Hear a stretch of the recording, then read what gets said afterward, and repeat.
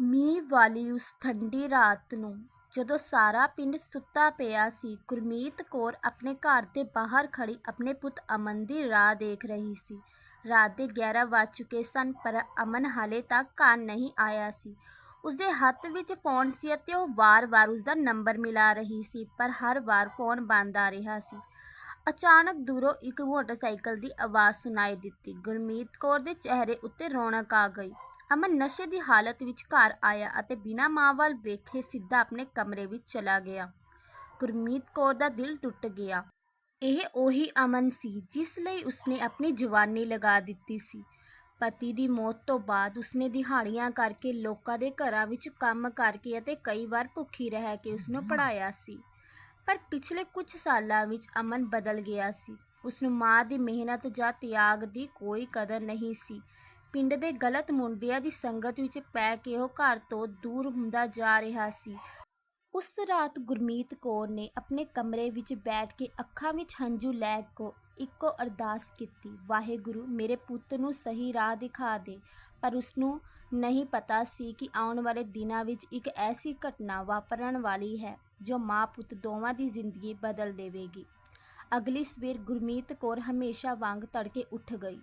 ਘਰ ਦੇ ਛੋਟੇ ਜਿਹੇ ਵਿਹੜੇ ਵਿੱਚ ਝਾੜੂ ਲਾਈ, ਚੁੱਲ੍ਹੇ ਉੱਤੇ ਚਾਹ ਰੱਖੀ ਅਤੇ ਫਿਰ ਅਮਨ ਦੇ ਕਮਰੇ ਦਾ ਦਰਵਾਜ਼ਾ ਖੜਕਾਇਆ, ਪਰ ਅੰਦਰੋਂ ਕੋਈ ਜਵਾਬ ਨਾ ਆਇਆ। ਜਦੋਂ ਉਸਨੇ ਦਰਵਾਜ਼ਾ ਖੋਲ੍ਹਿਆ ਤਾਂ ਅਮਨ ਹਾਲੇ ਵੀ ਗਹਿਰੀ ਨੀਂਦ ਵਿੱਚ ਪਿਆ ਸੀ। ਕਮਰੇ ਵਿੱਚ ਸਿਗਰਟਾਂ ਦੀ ਬਦਬੂ ਫੈਲੀ ਹੋਈ ਸੀ ਅਤੇ ਕੱਪੜੇ ਇੱਧਰ-ਉੱਧਰ ਖਿਲਰੇ ਪਏ ਸਨ। ਗੁਰਮੀਤ ਕੌਰ ਨੇ ਇੱਕੋ ਲੰਮਾ ਸਾਹ ਲਿਆ। ਇਹ ਉਹੀ ਮੁੰਡਾ ਸੀ ਜੋ ਬਚਪਨ ਵਿੱਚ ਸਕੂਲ ਜਾਣ ਤੋਂ ਪਹਿਲਾਂ ਮਾਂ ਦੇ ਗਲੇ ਲੱਗ ਕੇ ਜਾਂਦਾ ਸੀ, ਜੋ ਹਰ ਛੋਟੀ ਗੱਲ ਮਾਂ ਨਾਲ ਸਾਂਝੀ ਕਰਦਾ ਸੀ। ਪਰ ਹੁਣ ਜਿਵੇਂ ਉਸਦੇ ਦਿਲ ਅਤੇ ਮਾਂ ਦੇ ਦਿਲ ਵਿਚਕਾਰ ਕੋਈ ਵੱਡੀ ਕੰਧ ਖੜੀ ਹੋ ਗਈ ਸੀ। ਉਸਨੇ ਹੌਲੀ ਜਿਹੇ ਅਮਨ ਦੇ ਸਿਰ ਉੱਤੇ ਹੱਥ ਫੇਰਿਆ ਅਤੇ ਬਾਹਰ ਆ ਗਈ। ਉਸਦੇ ਮਨ ਵਿੱਚ ਦਰਦ ਤਾਂ ਬਹੁਤ ਸੀ, ਪਰ ਉਮੀਦ ਹਾਲੇ ਵੀ ਜਿਉਂਦੀ ਸੀ। ਉਸ ਦਿਨ ਗੁਰਮੀਤ ਕੌਰ ਪਿੰਡ ਦੇ ਇੱਕ ਵੱਡੇ ਘਰ ਵਿੱਚ ਕੰਮ ਕਰਨ ਗਈ ਹੋਈ ਸੀ। ਉੱਥੋਂ ਕੰਮ ਕਰਦਿਆਂ ਅਚਾਨਕ ਉਸਦਾ ਸਿਰ ਚੱਕਰ ਖਾ ਗਿਆ ਅਤੇ ਉਹ ਥੱਲੇ ਡਿੱਗ ਪਈ। ਘਰ ਵਾਲਿਆਂ ਨੇ ਫੌਰਨ ਉਸਨੂੰ ਹਸਪਤਾਲ ਪਹੁੰਚਾਇਆ। ਡਾਕਟਰ ਨੇ ਜਾਂਚ ਕਰਨ ਤੋਂ ਬਾਅਦ ਕਿਹਾ ਕਿ ਉਸਦੇ ਸਰੀਰ ਵਿੱਚ ਬਹੁਤ ਕਮਜ਼ੋਰੀ ਹੈ ਅਤੇ ਉਸਨੂੰ ਆਰਾਮ ਦੀ ਸਖਤ ਲੋੜ ਹੈ। ਪਰ ਗੁਰਮੀਤ ਕੌਰ ਦੇ ਮਨ ਵਿੱਚ ਇੱਕੋ ਚਿੰਤਾ ਸੀ, ਅਮਨ। ਉਹ ਜਾਣਦੀ ਸੀ ਕਿ ਜੇ ਉਹ ਕੰਮ ਨਾ ਕਰੇ ਤਾਂ ਘਰ ਦਾ ਖਰਚਾ ਕਿਵੇਂ ਚੱਲੇਗਾ। ਹਸਪਤਾਲ ਦੇ ਬਿਸਤਰੇ ਉੱਤੇ ਪਈ ਉਹ ਛੱਤ ਵੱਲ ਦੇਖਦੀ ਰਹੀ। ਉਸਨੂੰ ਯਾਦ ਆਇਆ ਕਿ ਕਿਵੇਂ ਉਸਨੇ ਆਪਣੇ ਗਹਿਣੇ ਵੇਚ ਕੇ ਅਮਨ ਨੂੰ ਕਾਲਜ ਵਿੱਚ ਦਾਖਲਾ ਦਿਲਵਾਇਆ ਸੀ। ਕਿਵੇਂ ਉਸਨੇ ਕਦੇ ਆਪਣੇ ਪੁੱਤ ਲਈ ਨਵਾਂ ਸੂਟ ਨਹੀਂ ਖਰੀਦਿਆ, ਪਰ ਪੁੱਤ ਦੀ ਹਰ ਲੋੜ ਨੂੰ ਪੂਰੀ ਕੀਤੀ। ਅੱਜ ਉਹੀ ਪੁੱਤ ਉਸਦੇ ਦੁੱਖ ਤੋਂ ਬੇਖਬਰ ਸੀ। ਸ਼ਾਮ ਨੂੰ ਜਦੋਂ ਅਮਨ ਨੂੰ ਪਤਾ ਲੱਗਾ ਕਿ ਉਸਦੀ ਮਾਂ ਹਸਪਤਾਲ ਵਿੱਚ ਹੈ ਤਾਂ ਉਹ ਮਜਬੂਰੀ ਵਿੱਚ ਉੱਥੇ ਪਹੁੰਚ ਗਿਆ। ਉਸਦੇ ਚਿਹਰੇ ਉੱਤੇ ਚਿੰਤਾ ਨਾਲੋਂ ਜ਼ਿਆਦਾ ਬੇਚੈਨੀ ਸੀ। ਮਾਂ ਹੁਣ ਕਿਵੇਂ ਹੋਊ? ਉਸਨੇ ਰਸਮੀ ਜਿਹਾ ਸਵਾਲ ਕੀਤਾ। ਗੁਰਮੀਤ ਕੌਰ ਨੇ ਮੁਸਕਰਾਉਣ ਦੀ ਕੋਸ਼ਿਸ਼ ਕੀਤੀ ਅਤੇ ਕਿਹਾ, ਮੈਂ ਠੀਕ ਹਾਂ ਪੁੱਤ, ਤੂੰ ਆਪਣਾ ਧਿਆਨ ਰੱਖਿਆ ਕਰ। ਅਮਨ ਕੁਝ ਮਿੰਟ ਬੈਠਿਆ ਅਤੇ ਫਿਰ ਕਿਸੇ ਦੋਸਤ ਦਾ ਫੋਨ ਆਉਣ ਦਾ ਬਹਾਨਾ ਬਣਾ ਕੇ ਚਲਾ ਗਿਆ। ਗੁਰਮੀਤ ਕੌਰ ਉਸਨੂੰ ਜਾਂਦਾ ਦੇਖਦੀ ਰਹਿ ਗਈ। ਉਸਦੇ ਦਿਲ ਵਿੱਚ ਚੋਟ ਲੱਗੀ, ਪਰ ਉਸਨੂੰ ਆਪਣੇ ਹੰਝੂ ਅੰਦਰ ਹੀ ਰੋਕ ਲਏ। ਮਾਂ ਦਾ ਦਿਲ ਅਜੀਬ ਹੁੰਦਾ ਹੈ। ਉਹ ਆਪਣੇ ਬੱਚਿਆਂ ਤੋਂ ਮਿਲੇ ਦੁੱਖ ਨੂੰ ਵੀ ਉਹਨਾਂ ਦੀ ਗਲਤੀ ਨਹੀਂ ਮੰਨਦਾ। ਕੁਝ ਦਿਨਾਂ ਬਾਅਦ ਗੁਰਮੀਤ ਕੌਰ ਘਰ ਵਾਪਸ ਆ ਗਈ, ਪਰ ਹੁਣ ਉਸਦੀ ਤਾਕਤ ਪਹਿਲਾਂ ਵਰਗੀ ਨਹੀਂ ਰਹੀ ਸੀ। ਫਿਰ ਵੀ ਉਹ ਸਵੇਰੇ ਉੱਠ ਕੇ ਕੰਮ ਕਰਦੀ ਰਹੀ। ਇੱਕ ਰਾਤ ਉਹ ਪਾਣੀ ਪੀਣ ਲਈ ਉੱਠੀ ਤਾਂ ਉਸਨੇ ਅਮਨ ਨੂੰ ਫੋਨ ਉੱਤੇ ਕਿਸੇ ਨਾਲ ਗੱਲ ਕਰਦੇ ਸੁਣਿਆ। ਅਮਨ ਕਹਿ ਰਿਹਾ ਸੀ, ਚਿੰਤਾ ਨਾ ਕਰ, ਮੈਂ ਪੈਸਿਆਂ ਦਾ ਇੰਤਜ਼ਾਮ ਕਰ ਲਵਾਂਗਾ। ਕੁਝ ਦਿਨਾਂ ਵਿੱਚ ਸਭ ਠੀਕ ਹੋ ਜਾਵੇਗਾ। ਇਹ ਸੁਣ ਕੇ ਗੁਰਮੀਤ ਕੌਰ ਦੇ ਮਨ ਵਿੱਚ ਸ਼ੱਕ ਪੈਦਾ ਹੋਇਆ। ਅਮਨ ਕੋਲ ਕੋਈ ਨੌਕਰੀ ਨਹੀਂ ਸੀ, ਫਿਰ ਉਹ ਇੰਨੇ ਪੈਸਿਆਂ ਦੀ ਗੱਲ ਕਿਸ ਲਈ ਕਰ ਰਿਹਾ ਸੀ? ਉਸ ਰਾਤ ਗੁਰਮੀਤ ਕੌਰ ਨੂੰ ਨੀਂਦ ਨਾ ਆਈ। ਉਸਦੇ ਦਿਲ ਵਿੱਚ ਇੱਕ ਅਣਜਾਣਾ ਡਰ ਵੱਸ ਗਿਆ। ਉਸਨੂੰ ਨਹੀਂ ਪਤਾ ਸੀ ਕਿ ਅਮਨ ਇੱਕ ਵੱਡੀ ਮੁਸੀਬਤ ਵਿੱਚ ਫਸ ਚੁੱਕਾ ਹੈ। ਗਲਤ ਸੰਗਤ ਨੇ ਉਸਨੂੰ ਕਰਜ਼ੇ ਦੇ ਜਾਲ ਵਿੱਚ ਧੱਕ ਦਿੱਤਾ ਸੀ। ਕੁਝ ਲੋਕ ਉਸਦੇ ਪਿੱਛੇ ਪਏ ਹੋਏ ਸਨ ਅਤੇ ਹੁਣ ਉਹਨਾਂ ਨੂੰ ਆਪਣੇ ਪੈਸੇ ਵਾਪਸ ਚਾਹੀਦੇ ਸਨ। ਅਮਨ ਇਹ ਗੱਲ ਮਾਂ ਤੋਂ ਲੁਕਾ ਰਿਹਾ ਸੀ, ਪਰ ਸੱਚ ਜ਼ਿਆਦਾ ਦੇਰ ਲੁਕਿਆ ਨਹੀਂ ਰਹਿਣਾ ਸੀ। ਬਹੁਤ ਜਲਦੀ ਇੱਕ ਐਸੀ ਘਟਨਾ ਹੋਣ ਵਾਲੀ ਸੀ ਜੋ ਗੁਰਮੀਤ ਕੌਰ ਦੇ ਦਿਲ ਨੂੰ ਝੰਜੋੜ ਦੇਵੇਗੀ ਅਤੇ ਅਮਨ ਨੂੰ ਆਪਣੀ ਜ਼ਿੰਦਗੀ ਦਾ ਸਭ ਤੋਂ ਵੱਡਾ ਸਬਕ ਸਿਖਾਵੇਗੀ। ਅਗਲੇ ਕੁਝ ਦਿਨਾਂ ਤੋਂ ਗੁਰਮੀਤ ਕੌਰ ਨੂੰ ਮਹਿਸੂਸ ਹੋਣ ਲੱਗ ਪਿਆ ਸੀ ਕਿ ਅਮਨ ਕਿਸੇ ਵੱਡੀ ਪਰੇਸ਼ਾਨੀ ਵਿੱਚ ਹੈ। ਉਹ ਪਹਿਲਾਂ ਨਾਲੋਂ ਵੱਧ ਚਿੜਚਿੜਾ ਹੋ ਗਿਆ ਸੀ। ਕਈ ਵਾਰ ਰਾਤ ਦੇਰ ਤੱਕ ਘਰ ਨਹੀਂ ਆਉਂਦਾ ਸੀ ਅਤੇ ਜਦੋਂ ਆਉਂਦਾ ਤਾਂ ਚੁੱਪਚਾਪ ਆਪਣੇ ਕਮਰੇ ਵਿੱਚ ਵੜ ਜਾਂਦਾ। ਗੁਰਮੀਤ ਕੌਰ ਕਈ ਵਾਰ ਉਸਨੂੰ ਪੁੱਛਣਾ ਚਾਹੁੰਦੀ ਸੀ ਕਿ ਗੱਲ ਕੀ ਹੈ, ਪਰ ਹਰ ਵਾਰ ਉਹ ਸੋਚ ਕੇ ਚੁੱਪ ਰਹਿ ਜਾਂਦੀ ਕਿ ਸ਼ਾਇਦ ਪੁੱਤ ਆਪ ਹੀ ਦੱਸ ਦੇਵੇ। ਇੱਕ ਸ਼ਾਮ ਜਦੋਂ ਉਹ ਘਰ ਦੇ ਬਾਹਰ ਮੰਜੇ ਉੱਤੇ ਬੈਠੀ ਸੀ ਤਾਂ ਦੋ ਅਣਜਾਣੇ ਬੰਦੇ ਮੋਟਰਸਾਈਕਲ ਉੱਤੇ ਆਏ। ਉਹਨਾਂ ਨੇ ਦਰਵਾਜ਼ਾ ਖੜਕਾਇਆ ਅਤੇ ਅਮਨ ਬਾਰੇ ਪੁੱਛਣ ਲੱਗੇ। ਗੁਰਮੀਤ ਕੌਰ ਨੇ ਕਿਹਾ ਕਿ ਉਹ ਘਰ ਵਿੱਚ ਨਹੀਂ ਹੈ। ਦੋਵੇਂ ਬੰਦੇ ਇੱਕ ਦੂਜੇ ਵੱਲ ਦੇਖ ਕੇ ਹੱਸੇ ਅਤੇ ਕਹਿਣ ਲੱਗੇ, ਜਦੋਂ ਆਵੇ ਤਾਂ ਕਹਿ ਦੇਈ ਕਿ ਹੁਣ ਬਹੁਤ ਸਮਾਂ ਨਹੀਂ ਬਚਿਆ, ਸਾਡੇ ਪੈਸੇ ਵਾਪਸ ਕਰੇ, ਨਹੀਂ ਤਾਂ ਅੰਜਾਮ ਚੰਗਾ ਨਹੀਂ ਹੋਵੇਗਾ। ਇਹ ਕਹਿ ਕੇ ਉਹ ਚਲੇ ਗਏ। ਗੁਰਮੀਤ ਕੌਰ ਦੇ ਹੱਥ ਕੰਬਣ ਲੱਗ ਪਏ। ਉਸਦੇ ਮਨ ਦਾ ਡਰ ਹੁਣ ਹਕੀਕਤ ਬਣਦਾ ਦਿਖਾਈ ਦੇ ਰਿਹਾ ਸੀ। ਉਸ ਰਾਤ ਅਮਨ ਜਦੋਂ ਘਰ ਆਇਆ ਤਾਂ ਗੁਰਮੀਤ ਕੌਰ ਨੇ ਪਹਿਲੀ ਵਾਰ ਸਖਤ ਆਵਾਜ਼ ਵਿੱਚ ਪੁੱਛਿਆ, ਸੱਚ ਦੱਸ ਪੁੱਤ, ਤੂੰ ਕਿਸ ਮੁਸੀਬਤ ਵਿੱਚ ਫਸਿਆ ਹੋਇਆ ਹੈ? ਅਮਨ ਪਹਿਲਾਂ ਤਾਂ ਟਲਣ ਲੱਗਾ, ਪਰ ਜਦੋਂ ਮਾਂ ਨੇ ਉਹਨਾਂ ਬੰਦਿਆਂ ਬਾਰੇ ਦੱਸਿਆ ਤਾਂ ਉਸਦਾ ਚਿਹਰਾ ਪੀਲਾ ਪੈ ਗਿਆ। ਕੁਝ ਪਲ ਚੁੱਪ ਰਹਿਣ ਤੋਂ ਬਾਅਦ ਉਹ ਕੁਰਸੀ ਉੱਤੇ ਬੈਠ ਗਿਆ। ਉਸਦੀਆਂ ਅੱਖਾਂ ਵਿੱਚ ਡਰ ਸਾਫ਼ ਦਿਖਾਈ ਦੇ ਰਿਹਾ ਸੀ। ਉਸਨੇ ਹੌਲੀ ਜਿਹਾ ਕਿਹਾ, ਮਾਂ ਮੇਰੇ ਤੋਂ ਬਹੁਤ ਵੱਡੀ ਗਲਤੀ ਹੋ ਗਈ। ਇਹ ਸੁਣ ਕੇ ਗੁਰਮੀਤ ਕੌਰ ਦਾ ਦਿਲ ਜ਼ੋਰ ਨਾਲ ਧੜਕਣ ਲੱਗਾ। ਅਮਨ ਨੇ ਦੱਸਿਆ ਕਿ ਕੁਝ ਦੋਸਤਾਂ ਦੇ ਕਹਿਣ ਉੱਤੇ ਉਸਨੇ ਪੈਸੇ ਉਧਾਰ ਲੈ ਲਏ ਸਨ। ਪਹਿਲਾਂ ਉਸਨੂੰ ਲੱਗਿਆ ਸੀ ਕਿ ਉਹ ਛੇਤੀ ਹੀ ਵਾਪਸ ਕਰ ਦੇਵੇਗਾ, ਪਰ ਹਾਲਾਤ ਖਰਾਬ ਹੁੰਦੇ ਗਏ। ਹੁਣ ਕਰਜ਼ਾ ਇੰਨਾ ਵੱਧ ਗਿਆ ਸੀ ਕਿ ਉਹ ਚਾਹ ਕੇ ਵੀ ਨਹੀਂ ਚੁਕਾ ਸਕਦਾ ਸੀ। ਉਹ ਲੋਕ ਹਰ ਰੋਜ਼ ਉਸਨੂੰ ਧਮਕੀਆਂ ਦੇ ਰਹੇ ਸਨ। ਇਹ ਸੁਣ ਕੇ ਗੁਰਮੀਤ ਕੌਰ ਦੀਆਂ ਅੱਖਾਂ ਭਰ ਆਈਆਂ। ਉਸਨੂੰ ਕਰਜ਼ੇ ਨਾਲੋਂ ਵੱਧ ਦੁੱਖ ਇਸ ਗੱਲ ਦਾ ਸੀ ਕਿ ਉਸਦਾ ਪੁੱਤ ਇੰਨੀ ਵੱਡੀ ਪਰੇਸ਼ਾਨੀ ਵਿੱਚ ਸੀ ਅਤੇ ਉਸਨੇ ਮਾਂ ਨੂੰ ਦੱਸਣਾ ਵੀ ਜ਼ਰੂਰੀ ਨਹੀਂ ਸਮਝਿਆ। ਪਰ ਉਸਨੇ ਗੁੱਸਾ ਨਹੀਂ ਕੀਤਾ। ਉਹ ਅਮਨ ਦੇ ਕੋਲ ਬੈਠ ਗਈ ਅਤੇ ਉਸਦੇ ਸਿਰ ਉੱਤੇ ਹੱਥ ਫੇਰਿਆ। ਬੋਲੀ, ਗਲਤੀ ਭਾਵੇਂ ਕਿੰਨੀ ਵੀ ਵੱਡੀ ਹੋਵੇ ਪੁੱਤ, ਉਸਦਾ ਹੱਲ ਵੀ ਹੁੰਦਾ ਹੈ, ਪਰ ਸੱਚ ਲੁਕਾਉਣ ਨਾਲ ਮੁਸੀਬਤ ਹੋਰ ਵੱਧ ਜਾਂਦੀ ਹੈ। ਇਹ ਸੁਣ ਕੇ ਅਮਨ ਦੀਆਂ ਅੱਖਾਂ ਵਿੱਚ ਹੰਝੂ ਆ ਗਏ। ਸ਼ਾਇਦ ਸਾਲਾਂ ਬਾਅਦ ਉਸਨੂੰ ਮਾਂ ਦੇ ਪਿਆਰ ਦੀ ਅਸਲੀ ਗਹਿਰਾਈ ਮਹਿਸੂਸ ਹੋਈ ਸੀ। ਪਰ ਮੁਸੀਬਤ ਇੱਥੇ ਖਤਮ ਨਹੀਂ ਹੋਈ ਸੀ। 2 ਦਿਨਾਂ ਬਾਅਦ ਜਦੋਂ ਗੁਰਮੀਤ ਕੌਰ ਘਰ ਆਈ ਤਾਂ ਉਸਨੇ ਦੇਖਿਆ ਕਿ ਘਰ ਦਾ ਦਰਵਾਜ਼ਾ ਖੁੱਲ੍ਹਾ ਹੋਇਆ ਹੈ ਅਤੇ ਅੰਦਰ ਸਾਰਾ ਸਮਾਨ ਖਿਲਰਿਆ ਪਿਆ ਹੈ। ਅਮਨ ਘਬਰਾਇਆ ਹੋਇਆ ਖੜਾ ਸੀ। ਕਿਸੇ ਨੇ ਘਰ ਵਿੱਚ ਆ ਕੇ ਤੋੜ-ਫੋੜ ਕੀਤੀ ਸੀ। ਮੇਜ਼ ਉੱਤੇ ਇੱਕ ਕਾਗਜ਼ ਪਿਆ ਸੀ ਜਿਸ ਉੱਤੇ ਲਿਖਿਆ ਸੀ, ਇਹ ਤਾਂ ਸਿਰਫ ਸ਼ੁਰੂਆਤ ਹੈ, ਪੈਸੇ ਤਿਆਰ ਰੱਖੋ। ਗੁਰਮੀਤ ਕੌਰ ਦਾ ਦਿਲ ਕੰਬ ਗਿਆ। ਹੁਣ ਮਾਮਲਾ ਬਹੁਤ ਗੰਭੀਰ ਹੋ ਚੁੱਕਾ ਸੀ। ਉਸ ਰਾਤ ਮਾਂ ਪੁੱਤ ਦੋਵੇਂ ਚੁੱਪ ਬੈਠੇ ਰਹੇ। ਅਮਨ ਆਪਣੇ ਆਪ ਨੂੰ ਦੋਸ਼ ਦੇ ਰਿਹਾ ਸੀ। ਉਸਨੂੰ ਪਹਿਲੀ ਵਾਰ ਅਹਿਸਾਸ ਹੋਇਆ ਕਿ ਉਸਦੀਆਂ ਗਲਤੀਆਂ ਦੀ ਸਜ਼ਾ ਸਿਰਫ ਉਸਨੂੰ ਨਹੀਂ, ਉਸਦੀ ਬੁੱਢੀ ਮਾਂ ਨੂੰ ਵੀ ਮਿਲ ਰਹੀ ਹੈ। ਗੁਰਮੀਤ ਕੌਰ ਨੇ ਉਸ ਵੱਲ ਦੇਖਿਆ ਅਤੇ ਮਨ ਹੀ ਮਨ ਇੱਕ ਫੈਸਲਾ ਕਰ ਲਿਆ। ਉਹ ਆਪਣੇ ਪੁੱਤ ਨੂੰ ਬਚਾਉਣ ਲਈ ਕੁਝ ਵੀ ਕਰਨ ਨੂੰ ਤਿਆਰ ਸੀ, ਭਾਵੇਂ ਉਸ ਲਈ ਉਸਨੂੰ ਆਪਣੀ ਜ਼ਿੰਦਗੀ ਦੀ ਸਭ ਤੋਂ ਕੀਮਤੀ ਚੀਜ਼ ਕਿਉਂ ਨਾ ਕੁਰਬਾਨ ਕਰਨੀ ਪਵੇ। ਪਰ ਅਗਲੀ ਸਵੇਰ ਗੁਰਮੀਤ ਕੌਰ ਜੋ ਕਰਨ ਵਾਲੀ ਸੀ ਉਸ ਬਾਰੇ ਅਮਨ ਨੂੰ ਜ਼ਰਾ ਵੀ ਅੰਦਾਜ਼ਾ ਨਹੀਂ ਸੀ ਅਤੇ ਜਦੋਂ ਉਸਨੂੰ ਸੱਚਾਈ ਦਾ ਪਤਾ ਲੱਗੇਗਾ ਤਾਂ ਉਸਦੀ ਜ਼ਿੰਦਗੀ ਹਮੇਸ਼ਾ ਲਈ ਬਦਲ ਜਾਵੇਗੀ। ਅਗਲੀ ਸਵੇਰ ਅਮਨ ਦੀ ਅੱਖ ਖੁੱਲ੍ਹੀ ਤਾਂ ਉਸਨੇ ਦੇਖਿਆ ਕਿ ਗੁਰਮੀਤ ਕੌਰ ਘਰ ਵਿੱਚ ਨਹੀਂ ਸੀ। ਆਮ ਤੌਰ ਉੱਤੇ ਉਹ ਸਵੇਰੇ-ਸਵੇਰੇ ਘਰ ਦਾ ਕੰਮ ਕਰਦੀ ਦਿਖਾਈ ਦਿੰਦੀ ਸੀ, ਪਰ ਅੱਜ ਘਰ ਵਿੱਚ ਅਜੀਬ ਜਿਹੀ ਚੁੱਪੀ ਸੀ। ਮੇਜ਼ ਉੱਤੇ ਇੱਕ ਛੋਟਾ ਜਿਹਾ ਕਾਗਜ਼ ਪਿਆ ਸੀ ਜਿਸ ਉੱਤੇ ਲਿਖਿਆ ਸੀ, ਪੁੱਤ ਮੈਂ ਥੋੜ੍ਹੇ ਕੰਮ ਲਈ ਬਾਹਰ ਜਾ ਰਹੀ ਹਾਂ, ਫਿਕਰ ਨਾ ਕਰੀ। ਅਮਨ ਨੇ ਕਾਗਜ਼ ਪੜ੍ਹਦਿਆਂ ਤਾਂ ਉਸਦਾ ਦਿਲ ਹੋਰ ਵੀ ਘਬਰਾ ਗਿਆ। ਪਿਛਲੀ ਰਾਤ ਜੋ ਕੁਝ ਹੋਇਆ ਸੀ ਉਸ ਤੋਂ ਬਾਅਦ ਉਸਨੂੰ ਡਰ ਸੀ ਕਿ ਕਿਤੇ ਮਾਂ ਕਿਸੇ ਮੁਸੀਬਤ ਵਿੱਚ ਨਾ ਫਸ ਜਾਵੇ। ਉਸਨੂੰ ਕਈ ਵਾਰ ਫੋਨ ਮਿਲਾਇਆ ਪਰ ਗੁਰਮੀਤ ਕੌਰ ਦਾ ਫੋਨ ਬੰਦ ਆ ਰਿਹਾ ਸੀ। ਦੁਪਹਿਰ ਹੋਣ ਤੱਕ ਗੁਰਮੀਤ ਕੌਰ ਘਰ ਵਾਪਸ ਆ ਗਈ। ਉਸਦੇ ਚਿਹਰੇ ਉੱਤੇ ਥਕਾਵਟ ਸੀ, ਪਰ ਨਾਲ ਹੀ ਇੱਕ ਅਜੀਬ ਜਿਹੀ ਸ਼ਾਂਤੀ ਵੀ ਸੀ। ਅਮਨ ਨੇ ਤੁਰੰਤ ਪੁੱਛਿਆ, ਮਾਂ ਤੁਸੀਂ ਕਿੱਥੇ ਗਏ ਸੀ? ਗੁਰਮੀਤ ਕੌਰ ਨੇ ਪਹਿਲਾਂ ਗੱਲ ਟਾਲਣ ਦੀ ਕੋਸ਼ਿਸ਼ ਕੀਤੀ, ਪਰ ਜਦੋਂ ਅਮਨ ਨੇ ਜਿੱਦ ਕੀਤੀ ਤਾਂ ਉਸਦੀਆਂ ਅੱਖਾਂ ਭਰ ਆਈਆਂ। ਉਸਨੇ ਆਪਣੇ ਥੈਲੇ ਵਿੱਚੋਂ ਇੱਕ ਰਸੀਦ ਕੱਢੀ ਅਤੇ ਅਮਨ ਦੇ ਹੱਥ ਵਿੱਚ ਦੇ ਦਿੱਤੀ। ਰਸੀਦ ਪੜ੍ਹਦੇ ਹੀ ਅਮਨ ਦੇ ਪੈਰਾਂ ਹੇਠੋਂ ਜ਼ਮੀਨ ਖਿਸਕ ਗਈ। ਉਹ ਰਸੀਦ ਉਸ ਛੋਟੀ ਜਿਹੀ ਜ਼ਮੀਨ ਦੀ ਵਿਕਰੀ ਦੀ ਸੀ ਜੋ ਗੁਰਮੀਤ ਕੌਰ ਦੇ ਪਤੀ ਦੀ ਆਖਰੀ ਨਿਸ਼ਾਨੀ ਸੀ। ਉਹ ਜ਼ਮੀਨ ਜਿਸ ਨੂੰ ਉਹ ਸਾਲਾਂ ਤੋਂ ਸੰਭਾਲ ਕੇ ਬੈਠੀ ਸੀ, ਅੱਜ ਵੇਚ ਦਿੱਤੀ ਗਈ ਸੀ। ਅਮਨ ਦੀਆਂ ਅੱਖਾਂ ਵਿੱਚ ਹੰਝੂ ਵਹਿਣ ਲੱਗ ਪਏ। ਮਾਂ, ਤੁਸੀਂ ਇਹ ਕੀ ਕਰ ਦਿੱਤਾ? ਉਹ ਕੰਬਦੀ ਆਵਾਜ਼ ਵਿੱਚ ਬੋਲਿਆ। ਗੁਰਮੀਤ ਕੌਰ ਨੇ ਉਸਦਾ ਚਿਹਰਾ ਆਪਣੇ ਹੱਥ ਵਿੱਚ ਫੜ ਲਿਆ। ਪੁੱਤ, ਜ਼ਮੀਨ ਫਿਰ ਆ ਸਕਦੀ ਹੈ, ਪਰ ਜੇ ਮੇਰਾ ਪੁੱਤ ਮੇਰੇ ਹੱਥੋਂ ਨਿਕਲ ਗਿਆ ਤਾਂ ਮੈਂ ਉਸ ਨੂੰ ਕਦੇ ਵਾਪਸ ਨਹੀਂ ਲਿਆ ਸਕਦੀ। ਇਹ ਸੁਣ ਕੇ ਅਮਨ ਦਾ ਦਿਲ ਟੁੱਟ ਗਿਆ। ਉਸਨੂੰ ਯਾਦ ਆਉਣ ਲੱਗਾ ਕਿ ਕਿਵੇਂ ਉਸਦੀ ਮਾਂ ਨੇ ਸਾਰੀ ਉਮਰ ਉਸਦੇ ਲਈ ਕੁਰਬਾਨੀਆਂ ਦਿੱਤੀਆਂ ਅਤੇ ਉਹ ਬਦਲੇ ਵਿੱਚ ਉਸਨੂੰ ਸਿਰਫ ਦੁੱਖ ਹੀ ਦਿੰਦਾ ਰਿਹਾ। ਪਰ ਗੁਰਮੀਤ ਕੌਰ ਦੀ ਇਹ ਕੁਰਬਾਨੀ ਵੀ ਮੁਸੀਬਤ ਦਾ ਪੂਰਾ ਹੱਲ ਨਹੀਂ ਸੀ। ਕਰਜ਼ੇ ਦਾ ਇੱਕ ਹਿੱਸਾ ਤਾਂ ਉਤਰ ਗਿਆ, ਪਰ ਹਲੇ ਵੀ ਕਾਫੀ ਪੈਸੇ ਬਾਕੀ ਸਨ। ਉਧਰ ਜਿਨ੍ਹਾਂ ਲੋਕਾਂ ਤੋਂ ਅਮਨ ਨੇ ਪੈਸੇ ਲਏ ਸਨ, ਉਹ ਹੋਰ ਵੀ ਬੇਰਹਿਮ ਹੋ ਗਏ ਸਨ। ਉਹਨਾਂ ਨੂੰ ਪਤਾ ਲੱਗ ਗਿਆ ਸੀ ਕਿ ਘਰ ਵਾਲੇ ਪੈਸੇ ਇਕੱਠੇ ਕਰਨ ਦੀ ਕੋਸ਼ਿਸ਼ ਕਰ ਰਹੇ ਹਨ। ਇੱਕ ਸ਼ਾਮ ਜਦੋਂ ਅਮਨ ਬਾਜ਼ਾਰ ਤੋਂ ਵਾਪਸ ਆ ਰਿਹਾ ਸੀ ਤਾਂ ਉਹ ਦੋ ਬੰਦੇ ਉਸਦੇ ਸਾਹਮਣੇ ਆ ਖੜੇ ਹੋਏ।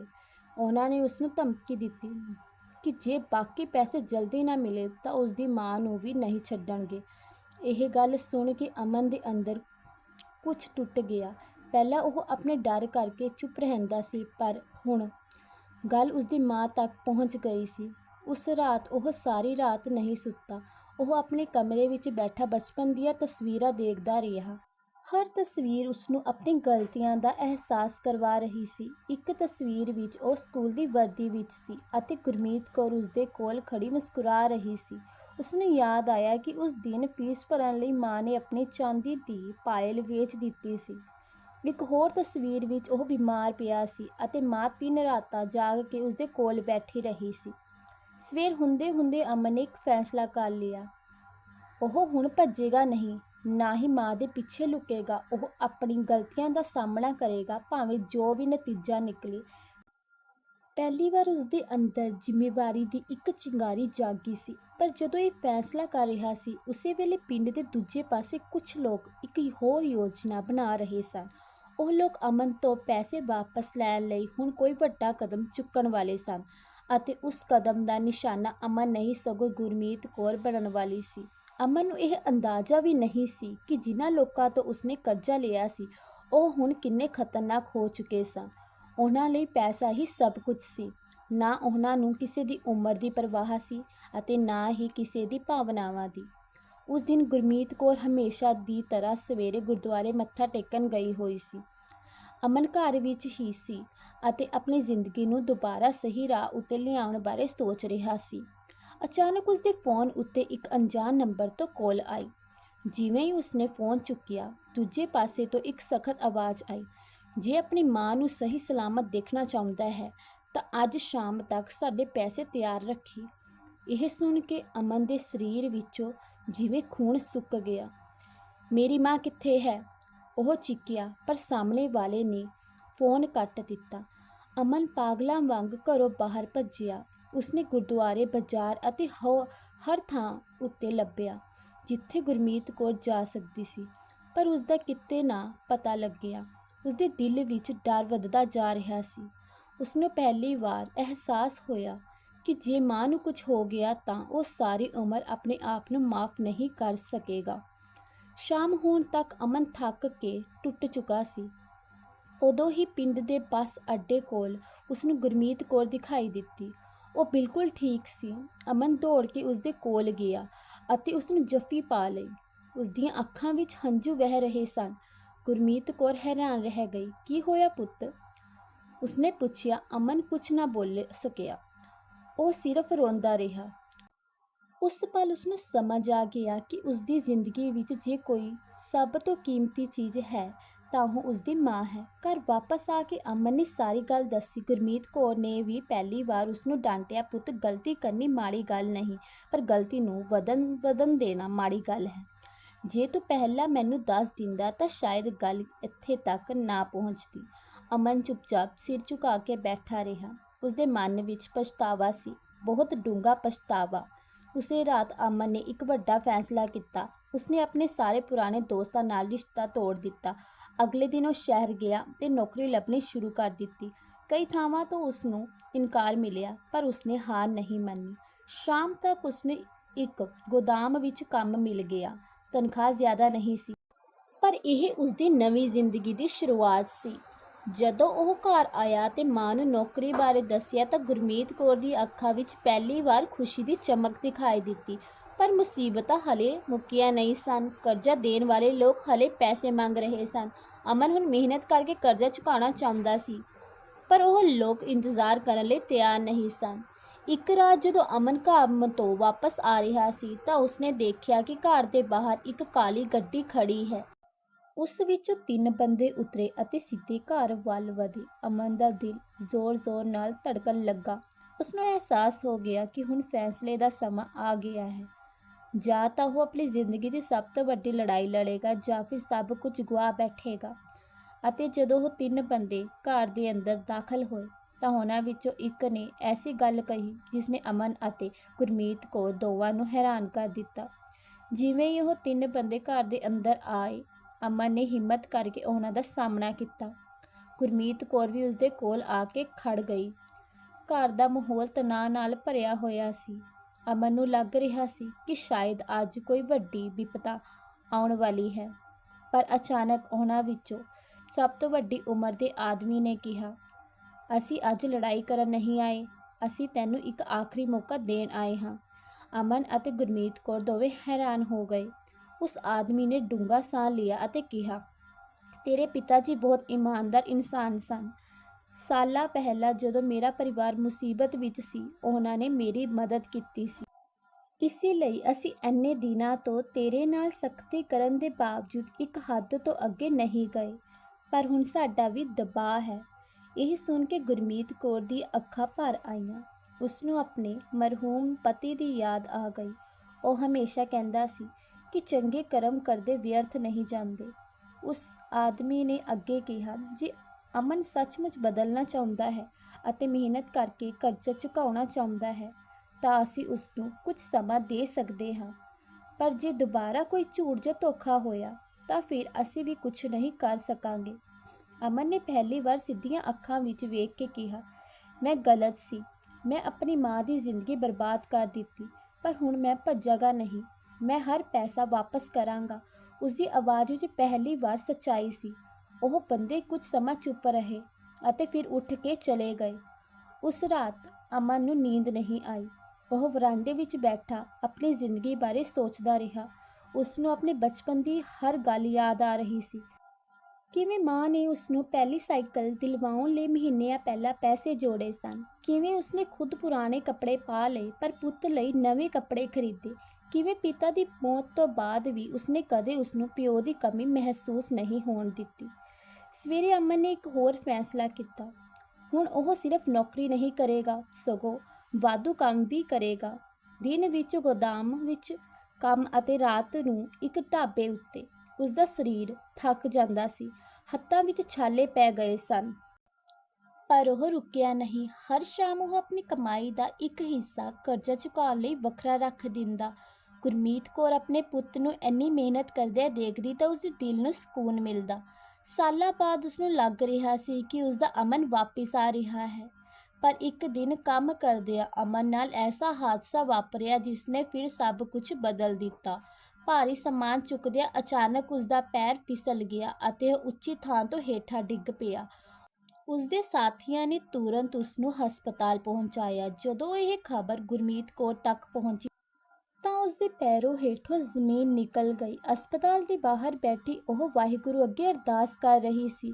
ਉਸਦੇ ਮਨ ਵਿੱਚ ਇੱਕੋ ਡਰ ਸੀ, ਕਿਤੇ ਉਸਦਾ ਪੁੱਤ ਉਸ ਤੋਂ ਮੁੜ ਨਾ ਖੋਹ ਲਿਆ ਜਾਵੇ। ਪਰ ਡਾਕਟਰ ਜਦੋਂ ਬਾਹਰ ਆਇਆ ਤਾਂ ਉਸਨੇ ਜੋ ਗੱਲ ਕਹੀ, ਇਹ ਸੁਣ ਕੇ ਗੁਰਮੀਤ ਕੌਰ ਦੀਆਂ ਅੱਖਾਂ ਵਿੱਚ ਹੰਝੂ ਆ ਗਏ। ਹਸਪਤਾਲ ਦੇ ਬਾਹਰ ਬੈਠੀ ਗੁਰਮੀਤ ਕੌਰ ਦੇ ਹੱਥ ਜੋੜੇ ਹੋਏ ਸਨ। ਉਸਦੀਆਂ ਅੱਖਾਂ ਲਗਾਤਾਰ ਦਰਵਾਜ਼ੇ ਵੱਲ ਲੱਗੀਆਂ ਹੋਈਆਂ ਸਨ। ਹਰ ਲੰਘਦਾ ਮਿੰਟ ਉਸਨੂੰ ਇੱਕ ਸਵਾਲ ਵਰਗਾ ਲੱਗ ਰਿਹਾ ਸੀ। ਕੁਝ ਦੇਰ ਬਾਅਦ ਡਾਕਟਰ ਬਾਹਰ ਆਇਆ। ਗੁਰਮੀਤ ਕੌਰ ਤੁਰੰਤ ਉਸਦੇ ਕੋਲ ਦੌੜੀ। ਕੰਬਦੀ ਆਵਾਜ਼ ਵਿੱਚ ਉਸਨੇ ਪੁੱਛਿਆ, ਡਾਕਟਰ ਸਾਹਿਬ, ਮੇਰੇ ਪੁੱਤ ਠੀਕ ਤਾਂ ਹੈ ਨਾ? ਡਾਕਟਰ ਨੇ ਮੁਸਕਰਾ ਕੇ ਕਿਹਾ, ਘਬਰਾਉਣ ਦੀ ਲੋੜ ਨਹੀਂ। ਸੱਟਾਂ ਲੱਗੀਆਂ ਹਨ ਪਰ ਜਾਨ ਨੂੰ ਕੋਈ ਖਤਰਾ ਨਹੀਂ। ਕੁਝ ਹਫ਼ਤੇ ਆਰਾਮ ਕਰਨਾ ਪਵੇਗਾ। ਇਹ ਸੁਣਦੇ ਹੀ ਗੁਰਮੀਤ ਕੌਰ ਦੀਆਂ ਅੱਖਾਂ ਵਿੱਚ ਹੰਝੂ ਵਹਿ ਪਏ। ਉਸਨੇ ਵਾਹਿਗੁਰੂ ਦਾ ਸ਼ੁਕਰ ਕੀਤਾ। ਉਸਦੇ ਲਈ ਦੁਨੀਆ ਦੀ ਸਭ ਤੋਂ ਵੱਡੀ ਦੌਲਤ ਉਸਦਾ ਪੁੱਤ ਸੀ ਅਤੇ ਅੱਜ ਉਹ ਬਚ ਗਿਆ ਸੀ। ਜਦੋਂ ਗੁਰਮੀਤ ਕੌਰ ਵਾਰਡ ਵਿੱਚ ਪਹੁੰਚੀ ਤਾਂ ਅਮਨ ਬਿਸਤਰੇ ਉੱਤੇ ਪਿਆ ਸੀ। ਉਸਦੇ ਸਿਰ ਉੱਤੇ ਪੱਟੀ ਬੰਨ੍ਹੀ ਹੋਈ ਸੀ ਅਤੇ ਹੱਥ ਵਿੱਚ ਪਲਾਸਟਰ ਸੀ। ਮਾਂ ਨੂੰ ਦੇਖਦਿਆਂ ਹੀ ਉਸਦੀ ਅੱਖਾਂ ਭਰ ਆਈਆਂ। ਮਾਂ, ਮੈਨੂੰ ਮਾਫ਼ ਕਰ ਦਿਓ, ਉਹ ਹੌਲੀ ਜਿਹਾ ਬੋਲਿਆ। ਜੇ ਮੈਂ ਪਹਿਲਾਂ ਹੀ ਸਹੀ ਰਾਹ ਉੱਤੇ ਚੱਲ ਪੈਂਦਾ ਤਾਂ ਤੁਹਾਨੂੰ ਇਹ ਸਭ ਨਾ ਦੇਖਣਾ ਪੈਂਦਾ। ਗੁਰਮੀਤ ਕੌਰ ਨੇ ਉਸਦੇ ਮੱਥੇ ਉੱਤੇ ਹੱਥ ਰੱਖਿਆ ਅਤੇ ਕਿਹਾ, ਪੁੱਤ, ਮਾਂ ਆਪਣੇ ਬੱਚਿਆਂ ਨਾਲ ਕਦੇ ਨਾਰਾਜ਼ ਨਹੀਂ ਰਹਿੰਦੀ। ਮੈਨੂੰ ਤੇਰੇ ਡਿੱਗਣ ਦਾ ਦੁੱਖ ਨਹੀਂ, ਮੈਨੂੰ ਇਸ ਗੱਲ ਦੀ ਖੁਸ਼ੀ ਹੈ ਕਿ ਤੂੰ ਆਪਣੀਆਂ ਗਲਤੀਆਂ ਸਮਝ ਗਿਆ। ਅਮਨ ਚੁੱਪਚਾਪ ਮਾਂ ਵੱਲ ਦੇਖਦਾ ਰਿਹਾ। ਉਸਨੂੰ ਯਾਦ ਆ ਰਿਹਾ ਸੀ ਕਿ ਜਦੋਂ ਉਹ ਛੋਟਾ ਹੁੰਦਾ ਸੀ ਤਾਂ ਹਲਕੀ ਜਿਹੀ ਸੱਟ ਲੱਗਣ ਉੱਤੇ ਵੀ ਮਾਂ ਸਾਰੀ ਰਾਤ ਉਸਦੇ ਕੋਲ ਬੈਠੀ ਰਹਿੰਦੀ ਸੀ। ਅੱਜ ਵੀ ਉਹੀ ਮਾਂ ਉਸਦੇ ਸਿਰਹਾਣੇ ਬੈਠੀ ਸੀ। ਫਰਕ ਸਿਰਫ ਇੰਨਾ ਸੀ ਕਿ ਹੁਣ ਅਮਨ ਨੂੰ ਮਾਂ ਦੇ ਪਿਆਰ ਦੀ ਕੀਮਤ ਸਮਝ ਆ ਗਈ ਸੀ। ਅਗਲੇ ਕੁਝ ਦਿਨ ਹਸਪਤਾਲ ਵਿੱਚ ਬੀਤੇ। ਗੁਰਮੀਤ ਕੌਰ ਦਿਨ ਰਾਤ ਅਮਨ ਦੇ ਕੋਲ ਰਹੀ। ਇੱਕ ਦਿਨ ਅਮਨ ਦੇ ਗੋਦਾਮ ਦੇ ਮਾਲਿਕ ਵੀ ਉਸ ਨੂੰ ਮਿਲਣ ਆਏ। ਉਹਨਾਂ ਨੇ ਕਿਹਾ, ਅਮਨ, ਤੇਰੀ ਮਿਹਨਤ ਅਤੇ ਇਮਾਨਦਾਰੀ ਦੇਖ ਕੇ ਸਾਨੂੰ ਯਕੀਨ ਹੋ ਗਿਆ ਹੈ ਕਿ ਤੂੰ ਬਦਲ ਗਿਆ ਹੈ। ਤੇਰੀ ਨੌਕਰੀ ਤੇਰਾ ਇੰਤਜ਼ਾਰ ਕਰੇਗੀ। ਜਦੋਂ ਠੀਕ ਹੋ ਜਾਵੇ ਵਾਪਸ ਆ ਜਾਏ। ਇਹ ਸੁਣ ਕੇ ਅਮਨ ਦੀ ਅੱਖਾਂ ਵਿੱਚ ਨਵੀਂ ਉਮੀਦ ਜਾਗ ਪਈ। ਪਹਿਲਾਂ ਲੋਕ ਉਸੇ ਉੱਤੇ ਭਰੋਸਾ ਨਹੀਂ ਕਰਦੇ ਸਨ, ਪਰ ਹੁਣ ਉਸਦੀ ਮਿਹਨਤ ਨੇ ਉਸਨੂੰ ਇੱਜ਼ਤ ਦਿਵਾਉਣੀ ਸ਼ੁਰੂ ਕਰ ਦਿੱਤੀ ਸੀ। ਹਸਪਤਾਲ ਤੋਂ ਛੁੱਟੀ ਮਿਲਣ ਤੋਂ ਬਾਅਦ ਮਾਂ ਪੁੱਤ ਘਰ ਵਾਪਸ ਆ ਗਏ। ਅਮਨ ਹਾਲੇ ਪੂਰੀ ਤਰ੍ਹਾਂ ਠੀਕ ਨਹੀਂ ਹੋਇਆ ਸੀ, ਪਰ ਉਸਦੇ ਮਨ ਵਿੱਚ ਪਹਿਲਾਂ ਨਾਲੋਂ ਕਈ ਗੁਣਾ ਵੱਧ ਤਾਕਤ ਸੀ। ਉਹ ਹਰ ਰੋਜ਼ ਆਪਣੇ ਆਪ ਨਾਲ ਇੱਕ ਵਾਅਦਾ ਕਰਦਾ, ਹੁਣ ਉਹ ਆਪਣੀ ਮਾਂ ਦੀਆਂ ਅੱਖਾਂ ਵਿੱਚ ਕਦੇ ਹੰਝੂ ਨਹੀਂ ਆਉਣ ਦੇਵੇਗਾ। ਪਰ ਕਿਸਮਤ ਨੇ ਹਾਲੇ ਇੱਕ ਹੋਰ ਇਮਤਿਹਾਨ ਬਾਕੀ ਰੱਖਿਆ ਹੋਇਆ ਸੀ। ਇੱਕ ਸ਼ਾਮ ਜਦੋਂ ਗੁਰਮੀਤ ਕੌਰ ਰਸੋਈ ਵਿੱਚ ਕੰਮ ਕਰ ਰਹੀ ਸੀ, ਅਚਾਨਕ ਉਸਦੇ ਸੀਨੇ ਵਿੱਚ ਤੇਜ਼ ਦਰਦ ਉੱਠਿਆ। ਉਸਦੇ ਹੱਥ ਵਿੱਚੋਂ ਗਲਾਸ ਡਿੱਗ ਗਿਆ ਅਤੇ ਉਹ ਜ਼ਮੀਨ ਉੱਤੇ ਬੇਹੋਸ਼ ਹੋ ਕੇ ਡਿੱਗ ਪਈ। ਅਮਨ ਨੇ ਜਿਵੇਂ ਹੀ ਇਹ ਦੇਖਿਆ, ਉਸਦੀ ਦੁਨੀਆ ਹਿੱਲ ਗਈ। ਉਹ ਮਾਂ ਨੂੰ ਗੋਦ ਵਿੱਚ ਚੁੱਕ ਕੇ ਹਸਪਤਾਲ ਵੱਲ ਦੌੜਿਆ। ਰਸਤੇ ਭਰ ਉਸਦੀਆਂ ਅੱਖਾਂ ਵਿੱਚ ਹੰਝੂ ਵਹਿੰਦੇ ਰਹੇ। ਡਾਕਟਰਾਂ ਨੇ ਗੁਰਮੀਤ ਕੌਰ ਨੂੰ ਤੁਰੰਤ ਅੰਦਰ ਲੈ ਲਿਆ। ਕੁਝ ਦੇਰ ਬਾਅਦ ਡਾਕਟਰ ਬਾਹਰ ਆਇਆ ਅਤੇ ਉਸਨੇ ਅਮਨ ਨੂੰ ਜੋ ਗੱਲ ਦੱਸੀ ਉਹ ਸੁਣ ਕੇ ਉਸਦੇ ਪੈਰੋਂ ਹੇਠੋਂ ਜ਼ਮੀਨ ਖਿਸਕ ਗਈ। ਡਾਕਟਰ ਦੇ ਮੂੰਹ ਵਿੱਚੋਂ ਨਿਕਲੇ ਸ਼ਬਦ ਸੁਣ ਕੇ ਅਮਨ ਦਾ ਦਿਲ ਕੰਬ ਗਿਆ। ਡਾਕਟਰ ਨੇ ਗੰਭੀਰ ਆਵਾਜ਼ ਵਿੱਚ ਕਿਹਾ, ਗੁਰਮੀਤ ਕੌਰ ਨੂੰ ਦਿਲ ਦਾ ਦੌਰਾ ਪਿਆ ਹੈ। ਹਾਲਤ ਹੁਣ ਕਾਬੂ ਵਿੱਚ ਹੈ, ਪਰ ਉਹਨਾਂ ਦਾ ਸਰੀਰ ਬਹੁਤ ਕਮਜ਼ੋਰ ਹੋ ਚੁੱਕਾ ਹੈ। ਸਾਲਾਂ ਦੀ ਮਿਹਨਤ, ਤਣਾਅ ਅਤੇ ਫਿਕਰ ਨੇ ਉਹਨਾਂ ਦੀ ਸਿਹਤ ਉੱਤੇ ਡੂੰਘਾ ਅਸਰ ਪਾਇਆ ਹੈ। ਹੁਣ ਉਹਨਾਂ ਨੂੰ ਪੂਰਾ ਆਰਾਮ ਅਤੇ ਖੁਸ਼ੀ ਭਰਿਆ ਮਾਹੌਲ ਚਾਹੀਦਾ ਹੈ। ਅਮਨ ਹਸਪਤਾਲ ਦੀ ਕੁਰਸੀ ਉੱਤੇ ਬੈਠ ਗਿਆ। ਉਸਦੀਆਂ ਅੱਖਾਂ ਵਿੱਚ ਹੰਝੂ ਰੁਕਣ ਦਾ ਨਾਮ ਹੀ ਨਹੀਂ ਲੈ ਰਹੇ ਸਨ। ਪਹਿਲੀ ਵਾਰ ਉਸਨੂੰ ਅਹਿਸਾਸ ਹੋਇਆ ਕਿ ਜਿਸ ਮਾਂ ਨੂੰ ਉਹ ਹਮੇਸ਼ਾ ਮਜ਼ਬੂਤ ਸਮਝਦਾ ਸੀ, ਉਹ ਵੀ ਇਨਸਾਨ ਹੈ। ਉਸਦੇ ਵੀ ਦਰਦ ਹਨ, ਥਕਾਵਟ ਹੈ ਅਤੇ ਤਣਾਅ ਤੇ ਫਿਕਰ ਨੇ ਉਹਨਾਂ ਦੀ ਸਿਹਤ ਉੱਤੇ ਡੂੰਘਾ ਅਸਰ ਪਾਇਆ ਹੈ। ਹੁਣ ਉਹਨਾਂ ਨੂੰ ਪੂਰਾ ਆਰਾਮ ਅਤੇ ਖੁਸ਼ੀ ਭਰਿਆ ਮਾਹੌਲ ਚਾਹੀਦਾ ਹੈ। ਇੱਕ ਦਿਲ ਹੈ ਜੋ ਸਾਲਾਂ ਤੋਂ ਆਪਣੇ ਪੁੱਤ ਲਈ ਧੜਕਦਾ ਆ ਰਿਹਾ ਹੈ। ਜਦੋਂ ਅਮਨ ਮਾਂ ਦੇ ਕਮਰੇ ਵਿੱਚ ਗਿਆ ਤਾਂ ਗੁਰਮੀਤ ਕੌਰ ਹੌਲੀ-ਹੌਲੀ ਹੋਸ਼ ਵਿੱਚ ਆ ਰਹੀ ਸੀ। ਉਸਨੇ ਮੁਸ਼ਕਿਲ ਨਾਲ ਅੱਖਾਂ ਖੋਲ੍ਹੀਆਂ ਤੇ ਆਪਣੇ ਸਾਹਮਣੇ ਰੋਂਦੇ ਹੋਏ ਅਮਨ ਨੂੰ ਦੇਖਿਆ। ਉਸਨੇ ਕਮਜ਼ੋਰ ਜਿਹਾ ਹੱਥ ਚੁੱਕ ਕੇ ਉਸਦੇ ਗਲ ਉੱਤੇ ਰੱਖਿਆ। ਰੋਂਦਾ ਕਿਉਂ ਹੈ ਪੁੱਤ? ਉਸਨੇ ਹੌਲੀ ਜਿਹਾ ਪੁੱਛਿਆ। ਅਮਨ ਫੁੱਟ-ਫੁੱਟ ਕੇ ਰੋ ਪਿਆ। ਮਾਂ, ਮੈਂ ਬਹੁਤ ਮਾੜਾ ਪੁੱਤ ਸੀ। ਮੈਂ ਤੁਹਾਡੀ ਕਦਰ ਨਹੀਂ ਕੀਤੀ। ਤੁਸੀਂ ਮੇਰੇ ਲਈ ਸਭ ਕੁਝ ਕੁਰਬਾਨ ਕਰ ਦਿੱਤਾ ਅਤੇ ਮੈਂ ਤੁਹਾਨੂੰ ਸਿਰਫ ਦੁੱਖ ਹੀ ਦਿੱਤੇ। ਗੁਰਮੀਤ ਕੌਰ ਨੇ ਹੌਲੀ ਜਿਹੀ ਮੁਸਕਰਾਹਟ ਨਾਲ ਕਿਹਾ, ਮਾਂ ਆਪਣੇ ਬੱਚਿਆਂ ਦੇ ਹਿਸਾਬ ਨਹੀਂ ਰੱਖਦੀ ਪੁੱਤ। ਮਾਂ ਤਾਂ ਸਿਰਫ ਇਹ ਚਾਹੁੰਦੀ ਹੈ ਕਿ ਉਸਦਾ ਬੱਚਾ ਸਹੀ ਰਾਹ ਉੱਤੇ ਚੱਲ ਪਏ। ਇਹ ਸ਼ਬਦ ਅਮਨ ਦੇ ਦਿਲ ਵਿੱਚ ਤੀਰ ਵਾਂਗ ਲੱਗੇ। ਉਸਨੇ ਮਾਂ ਦਾ ਹੱਥ ਫੜ ਲਿਆ ਅਤੇ ਵਾਅਦਾ ਕੀਤਾ, ਅੱਜ ਤੋਂ ਮੇਰੀ ਜ਼ਿੰਦਗੀ ਦਾ ਇੱਕੋ ਮਕਸਦ ਹੈ, ਤੁਹਾਨੂੰ ਖੁਸ਼ ਰੱਖਣਾ। ਕੁਝ ਹਫ਼ਤਿਆਂ ਬਾਅਦ ਗੁਰਮੀਤ ਕੌਰ ਦੀ ਸਿਹਤ ਵਿੱਚ ਸੁਧਾਰ ਆਉਣ ਲੱਗ ਪਿਆ। ਅਮਨ ਨੇ ਦੁਬਾਰਾ ਕੰਮ ਸ਼ੁਰੂ ਕੀਤਾ, ਪਰ ਹੁਣ ਉਹ ਪਹਿਲਾਂ ਵਾਲਾ ਅਮਨ ਨਹੀਂ ਸੀ। ਉਹ ਸਵੇਰੇ ਕੰਮ ਉੱਤੇ ਜਾਣ ਤੋਂ ਪਹਿਲਾਂ ਮਾਂ ਨਾਲ ਚਾਹ ਪੀਂਦਾ, ਸ਼ਾਮ ਨੂੰ ਘਰ ਆ ਕੇ ਉਸਦੇ ਨਾਲ ਬੈਠਦਾ ਅਤੇ ਛੋਟੀ ਵੱਡੀ ਗੱਲ ਸਾਂਝੀ ਕਰਦਾ। ਹੌਲੀ-ਹੌਲੀ ਉਸਨੇ ਆਪਣਾ ਕਰਜ਼ਾ ਵੀ ਚੁਕਾਉਣਾ ਸ਼ੁਰੂ ਕਰ ਦਿੱਤਾ। 2 ਸਾਲ ਬਾਅਦ ਪਿੰਡ ਦੇ ਲੋਕ ਇੱਕ ਨਵਾਂ ਅਮਨ ਦੇਖ ਰਹੇ ਸਨ। ਉਹ ਮਿਹਨਤੀ ਸੀ, ਇਮਾਨਦਾਰ ਸੀ ਅਤੇ ਹਰ ਕਿਸੇ ਦੀ ਮਦਦ ਲਈ ਤਿਆਰ ਰਹਿੰਦਾ ਸੀ। ਜਿਸ ਮੁੰਡੇ ਦੀ ਕਦੇ ਮਾੜੀ ਮਿਸਾਲ ਦਿੱਤੀ ਜਾਂਦੀ ਸੀ, ਅੱਜ ਉਸ ਦੀ ਮਿਸਾਲ ਚੰਗੇ ਪੁੱਤ ਵਜੋਂ ਦਿੱਤੀ ਜਾਣ ਲੱਗੀ ਸੀ। ਇੱਕ ਸ਼ਾਮ ਅਮਨ ਆਪਣੀ ਮਾਂ ਨਾਲ ਘਰ ਦੇ ਬਾਹਰ ਬੈਠਾ ਸੀ। ਸੂਰਜ ਡੁੱਬ ਰਿਹਾ ਸੀ। ਗੁਰਮੀਤ ਕੌਰ ਦੇ ਚਿਹਰੇ ਉੱਤੇ ਸਕੂਨ ਸੀ। ਉਸਨੇ ਆਪਣੇ ਪੁੱਤ ਵੱਲ ਦੇਖਿਆ ਤੇ ਕਿਹਾ, ਅੱਜ ਤੇਰੇ ਪਿਤਾ ਜੀ ਹੁੰਦੇ ਤਾਂ ਤੈਨੂੰ ਦੇਖ ਕੇ ਬਹੁਤ ਮਾਣ ਕਰਦੇ। ਅਮਨ ਦੀਆਂ ਅੱਖਾਂ ਨਮ ਹੋ ਗਈਆਂ। ਉਸਨੇ ਮਾਂ ਦੇ ਹੱਥ ਆਪਣੇ ਹੱਥ ਵਿੱਚ ਫੜ ਲਿਆ ਅਤੇ ਕਿਹਾ, ਜੀ ਅੱਜ ਮੈਂ ਕੁਝ ਬਣਿਆ ਹਾਂ ਤਾਂ ਸਿਰਫ ਤੁਹਾਡੇ ਕਰਕੇ। ਗੁਰਮੀਤ ਕੌਰ ਮੁਸਕਰਾਈ। ਉਸ ਮੁਸਕਰਾਹਟ ਵਿੱਚ ਸਾਲਾਂ ਦੀ ਤਕਲੀਫ, ਕੁਰਬਾਨੀ ਅਤੇ ਪਿਆਰ ਦੀ ਜਿੱਤ ਲੁਕੀ ਹੋਈ ਸੀ। ਉਸ ਦਿਨ ਅਮਨ ਨੂੰ ਸਮਝ ਆ ਗਿਆ ਕਿ ਦੁਨੀਆ ਵਿੱਚ ਸਭ ਤੋਂ ਅਮੀਰ ਇਨਸਾਨ ਉਹ ਨਹੀਂ ਜਿਸ ਕੋਲ ਸਭ ਤੋਂ ਵੱਧ ਪੈਸਾ ਹੋਵੇ, ਸਗੋਂ ਉਹ ਹੈ ਜਿਸ ਦੇ ਸਿਰ ਉੱਤੇ ਮਾਂ ਦਾ ਹੱਥ ਹੋਵੇ। ਸਿੱਖਿਆ, ਮਾਂ ਦੀਆਂ ਦੁਆਵਾਂ ਅਤੇ ਕੁਰਬਾਨੀਆਂ ਦਾ ਕੋਈ ਮੁੱਲ ਨਹੀਂ ਲਾਇਆ ਜਾ ਸਕਦਾ। ਜਿਸਨੇ ਆਪਣੀ ਮਾਂ ਦੀ ਕਦਰ ਕਰਨੀ ਸਿੱਖ ਲਈ, ਉਸਨੇ ਜ਼ਿੰਦਗੀ ਦਾ ਸਭ ਤੋਂ ਵੱਡਾ ਖਜ਼ਾਨਾ ਲੱਭ ਲਿਆ।